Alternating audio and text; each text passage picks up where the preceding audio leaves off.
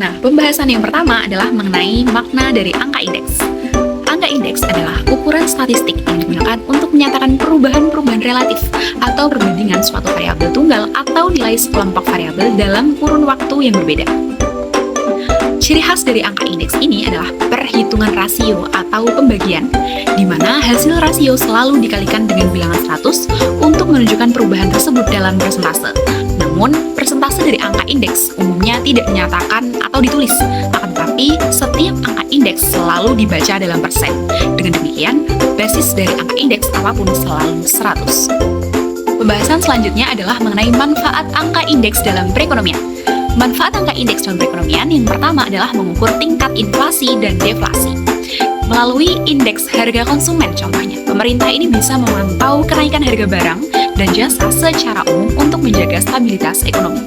Dan yang kedua adalah menganalisis daya beli. Melalui angka indeks, ini dapat membantu kita tahu apakah pendapatan masyarakat ini masih bisa dikatakan cukup untuk membeli kebutuhan hidup saat harga-harga di pasar berubah. Dan yang ketiga adalah untuk menentukan kebijakan.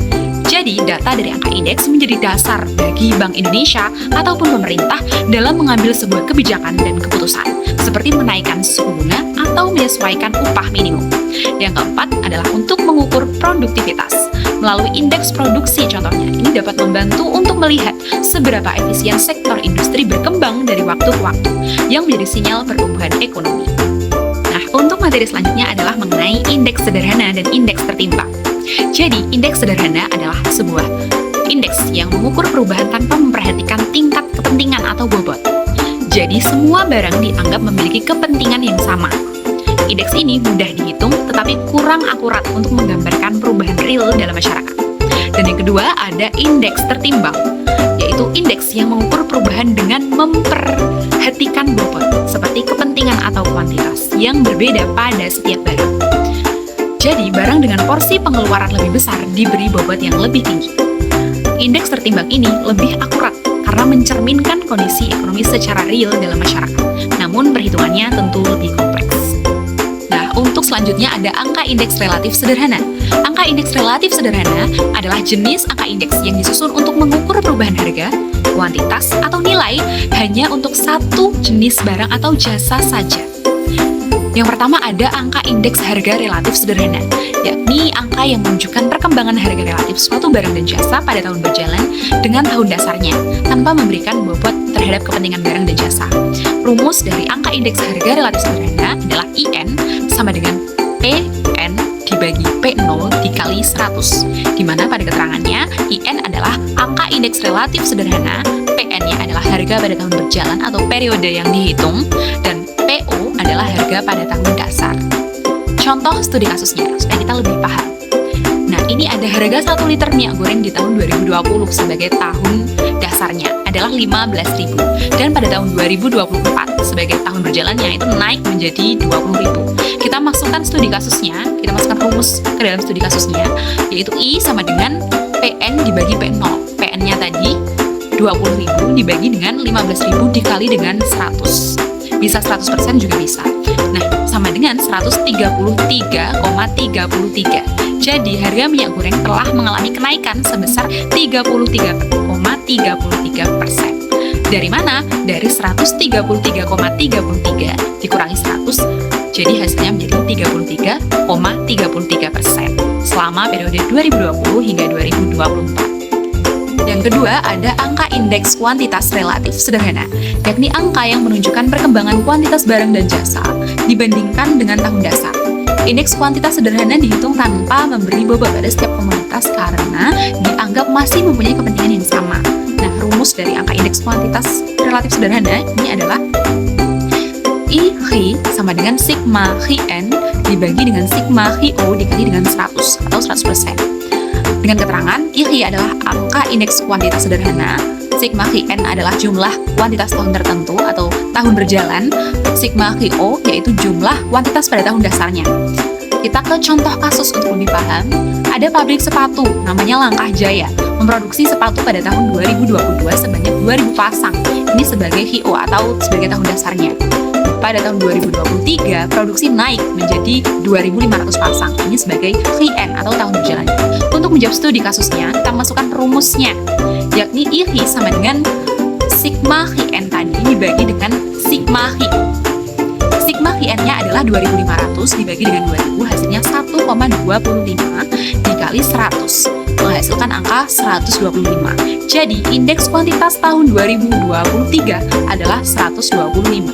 Ini berarti terjadi kenaikan jumlah produksi sebesar 25%. Kenapa 25%? 25% ini dari 125 dikurangi 100, menghasilkan angka 25% dibanding tahun 2022. Yang ketiga, ada angka indeks nilai relatif sederhana. Angka indeks nilai relatif sederhana adalah angka yang menunjukkan perkembangan nilai, yaitu harga dikalikan kuantitas barang dan jasa dibandingkan dengan tahun dasarnya, tanpa memberikan bobot terhadap kepentingan barang dan jasa. Dan rumus dari angka indeks nilai relatif sederhana adalah IV sama dengan PI dikali HI dibagi PO dikali HIO dikalikan 100. Sebagai keterangannya, IV adalah angka indeks nilai relatif sederhana, VI adalah nilai pada tahun yang dihitung, sedangkan VO adalah nilai pada tahun dasar, PI adalah harga barang pada tahun yang dihitung, HI adalah kuantitas barang pada tahun yang dihitung, PO adalah harga barang pada tahun dasar, dan HIO adalah kuantitas barang pada tahun dasar. Untuk lebih paham, kita ke contoh kasus dulu. Pada tahun 2023, toko buku menjual 200 buku dengan harga 50.000 per itemnya, per unitnya. Di tahun 2024, terjual 250 buku dengan harga 60.000 per unit atau per itemnya. Hitunglah indeks nilai tahun 2024. Jadi, pada tahun 2023 atau VO-nya atau pada tahun dasarnya ini kan 50.000 per unit. Jadi 50.000 dikalikan dengan jumlah itemnya, yaitu 200, sama dengan 10 juta. Nah, selanjutnya VI-nya pada tahun 2024 ini kan di harga 60.000 dengan total unit yang terjual adalah 250.000. Jadi 60.000 dikalikan dengan 250.000. Hasilnya adalah 15 juta. Kita masukkan ke dalam rumusnya, yaitu IV tadi sama dengan PI kali HI dibagi P0 kali HI0 dikali 100. Tadi kan yang V0 itu menghasilkan 15 juta, yang VI menghasilkan 10 juta. Jadi 15 juta dibagi dengan 10 juta dikalikan 100. Hasilnya adalah 160. Jadi indeks nilai tahun 2024 adalah 150. Yang artinya ini berarti terjadi kenaikan nilai sebesar 50%. Kenapa 50%? Yaitu dari hasilnya 150 dikurangi dengan 100. Jadi menghasilkan 50% dibandingkan tahun 2023. Jadi terjadi kenaikan nilai sebesar 50% dibandingkan tahun 2023. Pada slide ini dijelaskan tentang angka indeks agregat sederhana. Indeks ini digunakan untuk melihat perubahan harga secara umum dari beberapa barang tanpa memperhatikan bobot atau tingkat kepentingan tiap barang. Jadi semua barang dianggap memiliki pengaruh yang sama. Sedangkan rumusnya sendiri adalah jumlah harga tahun sekarang dibagi jumlah harga tahun dasar lalu dikali 100. Selanjutnya, ada contoh soal agregat sederhana. Dari data yang ada, total harga tahun dasar adalah sebesar 10.000. Sedangkan total harga tahun sekarang sebesar 11.300. Kemudian dimasukkan ke rumus sehingga diperoleh hasil indeks sebesar 113, yang dimana artinya secara umum terjadi kenaikan harga sebesar 13% dibanding tahun dasar. Lalu selanjutnya ada angka indeks tertimbang. Berbeda dengan indeks sederhana, angka indeks tertimbang memperhitungkan bobot atau tingkat kepentingan tiap barang. Karena itu hasilnya dianggap lebih realistis. Selanjutnya pada metode ini ada dua rumus yang sering digunakan, yaitu metode Laspeyres dan metode Paasche. Lalu selanjutnya ada rumus indeks tertimbang. Metode Laspeyres menggunakan kuantitas tahun dasar sebagai penimbang, sedangkan metode Paasche menggunakan kuantitas tahun sekarang. Kedua metode ini sama-sama digunakan untuk mengukur perubahan harga, tetapi dasar pembuatannya berbeda. Lalu selanjutnya ada contoh soal indeks tertimbang. Pada contoh ini diketahui data harga dan jumlah barang pada tahun dasar dan tahun sekarang. Nah, dari data tersebut akan dihitung indeks Laspeyres dan indeks Paasche. Nah, selanjutnya untuk penyelesaian contoh soalnya, untuk metode Paasche itu menghasilkan indeks sebesar 137,5, dan untuk metode Laspeyres hasil perhitungan menunjukkan indeks sebesar 138,89. Nah, hasil tersebut menunjukkan bahwa secara umum harga mengalami kenaikan dibanding tahun dasar. Nah, perbedaan ini terjadi karena kedua metode menggunakan pembobot yang berbeda. Oke, untuk materi selanjutnya yaitu ada macam-macam angka indeks. Nah, yang pertama itu ada indeks harga konsumen atau IHK. Nah, indeks harga konsumen sendiri itu menunjukkan perbandingan antara harga jasa serta harga barang yang diinginkan atau dibeli oleh masyarakat. Contohnya seperti harga beras naik, minyak naik, transportasi naik, serta harga listrik yang naik. Nah, rumus dari IHK sendiri yaitu IHK sama dengan PN per P0 dikali 100, di mana PN itu adalah harga sekarang dan P0-nya adalah harga pada tahun dasarnya. Oke, yang kedua yaitu ada indeks harga perdagangan besar atau IHPB. Nah, indeks harga perdagangan besar ini itu tuh menunjukkan perubahan harga barang dalam jumlah besar di tingkat produsen atau distributor. Nah, biasanya itu tuh digunakan untuk bahan baku, barang industri, serta perdagangan besar. Nah, IHPB ini disajikan dalam 3 macam kelompokan, yaitu yang pertama menurut komponen penyediaan atau penawaran barang, dan yang kedua menurut penggunaan barang, dan yang ketiga yaitu ada menurut kelompok barang dalam proses produksi. Nah, rumus dari IHPB sendiri itu adalah IN sama dengan sigma PN per PN-1 dikali PN-1 Q0 dibagi sigma P0 Q0 dikali 100, dengan IN sendiri adalah indeks bulan ke-6 atau bulan penelitian, PN adalah harga bulan ke-N atau bulan penelitian, PN-1 itu harga bulan ke berapa, N-1 bulan sebelumnya. Nah, kalau PN-1 Q0 itu sama dengan nilai timbangan bulan ke N-1 itu bulan sebelumnya. Nah, terus yang P0 Q0 itu adalah nilai timbangan tahun dasar 2005 sama dengan 100. Nah, untuk yang ketiga ada indeks harga petani. Nah, indeks ini itu menunjukkan kemampuan petani dalam menjual hasil pertanian, membeli kebutuhan hidup dan produksi. Dengan rumus sendiri itu NTP sama dengan IT per IB dikali 100, dengan NTP itu indeks nilai tukar petani, IT adalah indeks harga yang diterima petani, dan IB adalah indeks harga yang dibayar petani. Nah, setelah itu kita masuk ke nomor yang 4, yaitu indeks produktivitas. Nah, indeks produktivitas sendiri itu merupakan rasio antara output dan atau produksi dengan input. Produktivitas input ini bisa mencerminkan jenisnya seperti produktivitas tenaga kerja, produktivitas modal, dan produktivitas mesin. Dengan rumusnya sendiri itu sama dengan IP sama dengan AOMP per RIMP per AOBP per RIBP dikali 100. Dengan IP sendiri itu adalah indeks produktivitas, AOMP sama dengan itu output agregat untuk produk periode yang diukur, dan AOBP itu output agregat untuk periode dasar, serta RIMP adalah input untuk periode yang diukur, serta RIBP adalah input untuk periode dasar. Nah, dari keempat macam-macam indeks harga tadi, kita ada memiliki tujuan perhitungan indeks harga sendiri.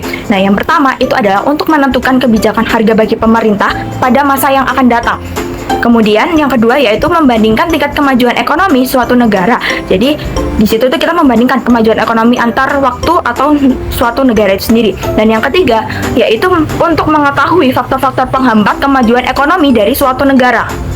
Oke, untuk materi yang selanjutnya yaitu ada indeks harga tertimbang dengan metode agregatif sederhana. Nah, di sini kita ada 3 macam perhitungan. Yang pertama itu ada angka indeks harga atau price sama dengan P dengan rumus IP sama dengan sigma PN per sigma PO P0 dikali 100 dengan keterangan IP adalah indeks harga tidak tertimbang, PN adalah harga yang dihitung angka indeksnya, serta P0 adalah harga dasar pada tahun dasarnya. Nah, yang kedua ada angka indeks kuantitas dengan quantity sama dengan Q. Untuk rumusnya mirip-mirip dengan yang nomor 1 yaitu IQ sama dengan sigma QN per sigma Q0 dikali 100 dengan keterangan IQ adalah indeks kuantitas tidak tertimbang, QN adalah kuantitas yang dihitung angka indeksnya, serta Q0 adalah kuantitas pada tahun dasarnya. Dan yang terakhir ada angka indeks nilai value. Nah, value sendiri itu dilambangkan dengan huruf V. Nah, rumusnya itu ada IV sama dengan sigma PN dikurangi QN per P0 dikurangi Q0 dikali 100 dengan keterangan IV itu indeks nilai tidak tertimbang, VN adalah nilai yang dihitung angka indeksnya, serta N0 adalah nilai pada tahun dasarnya. Kemudian kita langsung masuk ke contoh soalnya. Di situ kita ada tabel harga barang, harga tahun pada tahun 2013 dan harga tahun 2015.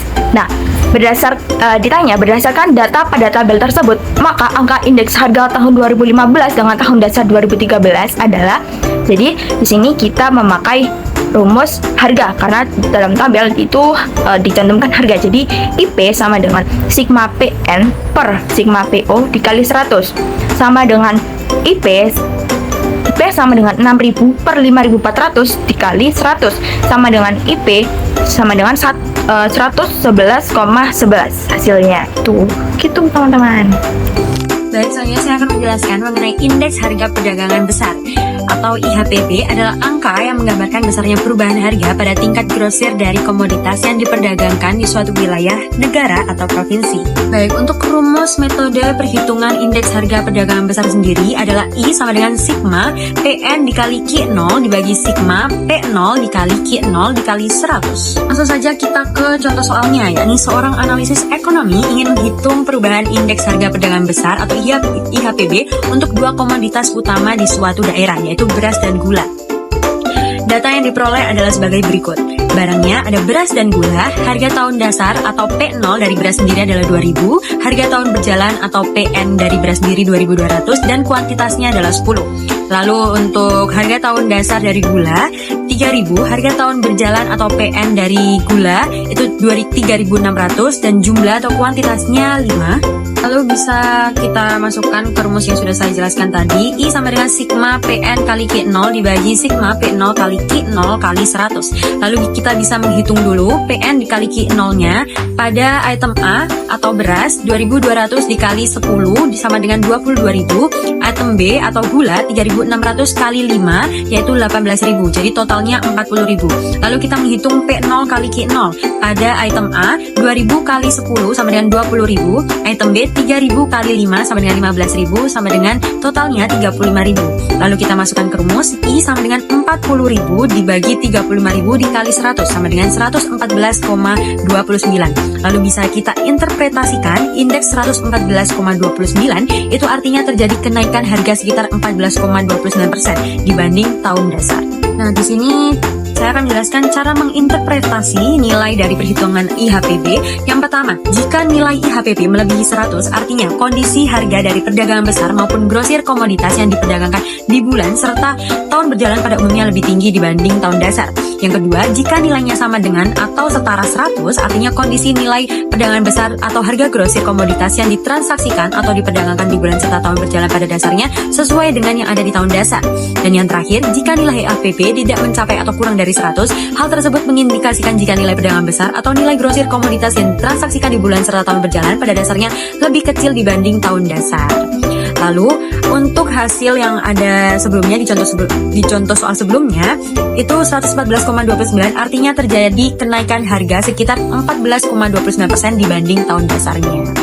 Selanjutnya, saya akan menjelaskan mengenai indeks nilai tukar petani. Nilai tukar petani atau NTP merupakan indikator penting untuk menilai kesejahteraan petani di suatu daerah. NTP mengukur perbandingan antara harga yang diterima petani dari penjual harga produksi dan biaya yang dikeluarkan untuk kebutuhan produksi serta konsumsi rumah tangga. Semakin tinggi NTP, kesejahteraan petani meningkat karena pendapatan dari produksi mampu menutupi biaya pengeluaran. NTP juga berperan dalam memantau fluktuasi harga komoditas pertanian melalui indeks harga yang diterima petani. Lalu ada kategori umum NTP. Yang pertama, NTP lebih besar dari 100. Itu artinya petani mendapatkan keuntungan perdagangan, yaitu ketika harga yang mereka terima naik lebih tepat daripada harga yang harus mereka bayar, atau ketika penurunan harga yang terima lebih lambat dibanding harga yang dibayar. Yang kedua, NTP sama dengan 100, yakni kondisi perdagangan petani stabil di mana perubahan harga yang terima sebanding dengan perubahan harga yang dibayar dibandingkan dengan tahun dasar.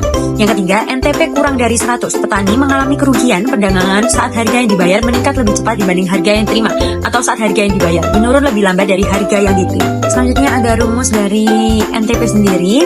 NTP dihitung dengan membandingkan indeks IT dan indeks IB menggunakan rumus antara lain NTP sama dengan IT dibagi IB dikali 100%. Selanjutnya ada contoh soal. Desa Sukamaju merupakan sentra produksi padi pada tahun 2026. Hasil survei menunjukkan indeks harga yang diterima petani atau IT dari penjualan gabah sama dengan 135. Lalu ada indeks harga yang dibayar petani atau IB untuk kebutuhan produksi dan konsumsi adalah 120.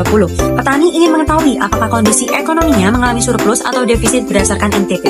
Selanjutnya kita bisa langsung masukkan ke rumus. NTP sama dengan 135 dibagi 120 kali 100 sama dengan 112,5. Lalu kita bisa menginterpretasikan karena NTP lebih dari 100 maka petani mengalami surplus. Artinya pendapatan petani lebih besar dibandingkan pengeluarannya, sehingga daya beli petani meningkat. Pada slide ini dijelaskan beberapa pendapat ahli mengenai produktivitas. Intinya, produktivitas adalah kemampuan menghasilkan output secara optimal dengan penggunaan input atau sumber daya yang efisien. Yang pertama, menurut Edi Haljanto, produktivitas adalah nilai yang menunjukkan bagaimana sebaiknya mengelola dan menggunakan sumber daya untuk mencapai sesuatu secara optimal. Yang kedua, menurut Hussein Umar, produktivitas adalah perbandingan antara output yang dicapai dengan penggunaan sumber daya input. Sedangkan yang ketiga, menurut Heni Kuswanti Daryanto, produktivitas adalah suatu konsep yang mencerminkan hubungan antara hasil produk dan sumber daya yang dibutuhkan untuk mencapai hasil yang diinginkan.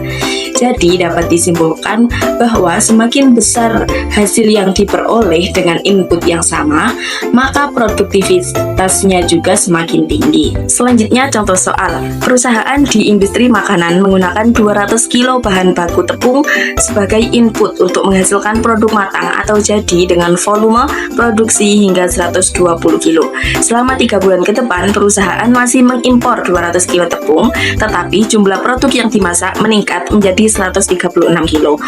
Untuk jawabannya, produktivitas pada bulan pertama sama dengan output dibagi dengan input.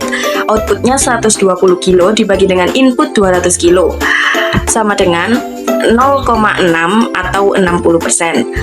Untuk produktivitas bulan ketiga sama dengan output dibagi dengan input, outputnya 136 kilo dibagi dengan inputnya 200 kilo sama dengan 0,68 atau 68%. Produktivitas perusahaan meningkat dari 60% menjadi 68% di bulan ketiga.